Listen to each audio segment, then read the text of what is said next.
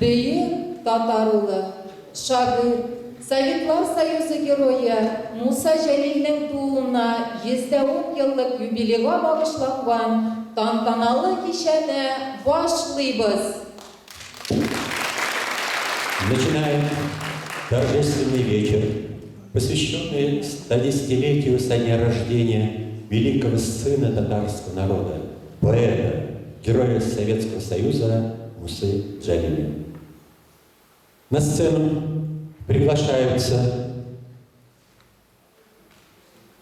заместитель премьер-министра Республики Татарстан, полномочный представитель Республики Татарстан Российской Федерации Ахметшин Равиль Калимулович,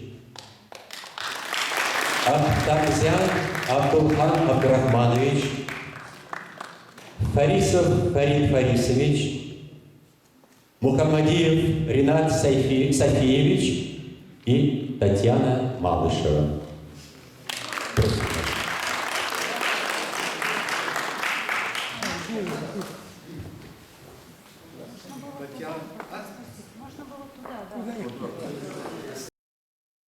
Hürmetli tuğanlar, dostlar, millettaşlar. Asadullah Ferguna kelip kirganda her birimizin gereklari jim-jim etken, çünkü tarixini okuyup bilamiz. Bu binada Musa Жәлел erigen, Musa Жәлел bu sahnelerde basıp turgan Musa Жәлел bunda bizimizin millettaşları bilen uçraşıp köp güne 15 yıl Moskovda yaşayan şırda köp evler işlep bolganına bu binada. Şu an bunda Musa Жәлел'nin истәлеге сакланып, bu здание Хамаданың хәтерен йөртә. Действительно, сегодня такая историческая дата, 110-летие великого сына татарского народа, героя Союза, поэта Мусы Жәлеля. И я думаю, мы живем сегодня с таким настроением. С утра еще долго готовились. Огромное спасибо вам, землякам, соотечественникам. Огромное спасибо жителям микрорайона Москвы, которые с утра буквально с 10 часов собрались около памятника Мусы Жәлеля. Волнительные были минуты, когда приехали и солдаты, вот здесь они тоже уроженцы Республики Татарстан, для них это тоже школа мужества, школа воспитания, когда они стояли, волновались и прошли торжественным маршем около памятника великого сына татарского народа. И этот день мы хотели действительно сделать так, чтобы вот эти такие события, они продолжались в памяти наших великих людей, потому что вроде года идут, но память об этих людях, их подвиг, она переходит из поколения в поколение. И сегодня вот, находясь здесь, хотелось еще раз сказать, что Муса Жәлел поднял имя татарина на высочайший уровень, не только здесь, в Татарстане или Москве, и на мировом уровне, потому что, когда, посещаясь в Германии, в Берлине, посещали места казни наших героев, даже немцы подходили, это говорит, ваш герой? Я говорю, да, это наш герой, это наш татарин, потому что там на стенке все это висит, биография на разных языках. Поэтому мы гордимся, что были такие сыновья, и память об этих героях будет жить вечно. Шакура, мы высокий кишаны башлап жиберебиз. И даже вот сегодня, что находится поколение жәлелевцев, внучка, правнук, правнучка, да, это говорит о том, что дело Жәлеля продолжается, его внуки, правнуки продолжают талантливо те семейные традиции. Я хотела бы зачитать обращение моей мамы. Обычно мы вот всей семьей приходим, но сегодня мама уехала в Казань на джалиловские чтения, и она написала обращение к вам, которое я зачитаю. Дорогие друзья, я благодарна всем, кто пришел сегодня в этот зал, чтобы отметить 110-летие со дня рождения моего отца, еще раз вспомнить о его героической, трагической судьбе, отдать дань памяти, его мужеству и таланту. Много раз мы собирались в этот день в разные годы в этом зале. Сегодня, к сожалению, не смогла быть здесь, так как приглашена на джалиловские чтения, которые проходят в это же время в Казани, другом любимом городе моего отца. Но этот дом – особенное для меня место в Москве. Здесь до войны часто бывал мой отец, ведь в Москве он жил с 1927 по 1939 год. Учился в университете, был редактором детского и юношеского журналов, на татарском языке. В Москве он руководил литературным объединением при Центральной татарской библиотеке. Здесь, в этом доме, проходили занятия, дискуссии и обсуждения произведений молодых авторов, будущих поэтов и писателей.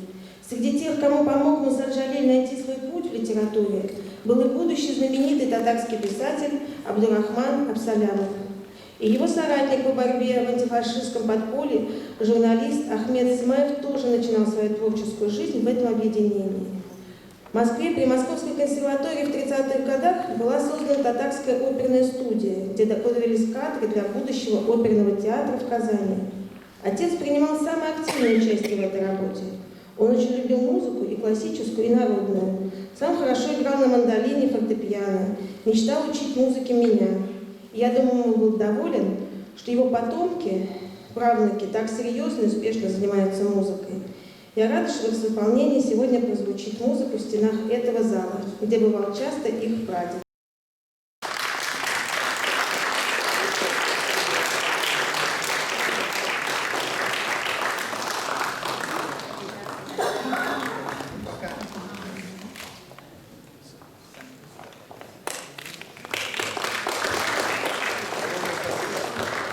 Сейчас эта съемочная группа завершает фильм про Ренату Сулеймановича Акчурина 70-летие, поэтому в апреле месяце будет очень большая презентация, очень хорошего фильма. Наш доктор Акчурин называется. Aramızda Şarkı Bağlar Folklor Ansamblı. Ansambl жетекчиси Татарстанның атказанган мәдәният хезмәткәре Зәмзәмия Сахабутдинова.